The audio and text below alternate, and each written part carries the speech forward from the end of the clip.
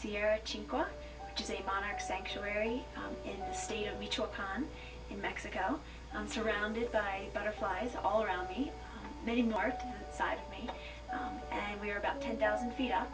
You can also see in the background some of the oyamel fir trees, which is where the butterflies overwinter here in Mexico. We've had the unique experience of seeing some mating behaviors here today, which my students have never seen. We've been able to see some puddling, where the monarchs are able to replenish not only their water, but also some minerals from the mud sources.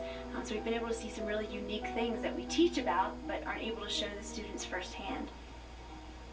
This experience relates to our students in Woodbridge, Virginia, and then it gives them something really meaningful that they want to preserve. So when we teach about conservation, for some students it's very easy for them to want to save the polar bears, but we can't take the polar bears in our classroom. We can take these butterflies in our classroom, make them feel really passionate about conserving these butterflies, conserving the areas where they overwinter, so that they can continue to see them for generations and generations.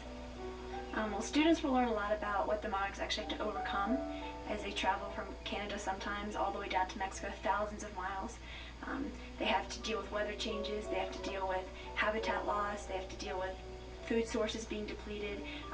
When they get here to Mexico, that's not the end of it. They have to survive sometimes a very harsh winter to actually make it to spring and have those food sources available, readily available, to start the whole process over again.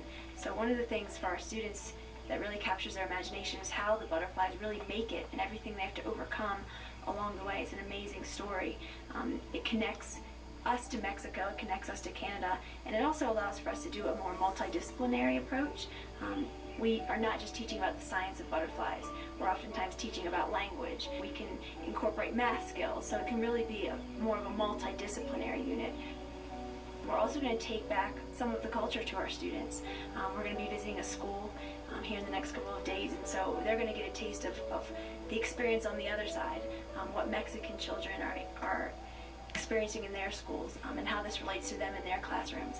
We also want to take back one of the most important things we want to talk to the students about is how not only do they live here in Mexico, they also live in Canada, they live in the United States, and it's really a partnership between all of us to come together and really preserve these monarchs. And it's not just the responsibility of the Mexican people, it's not just our responsibility to grow milkweed and plant flowers, but it's a shared responsibility.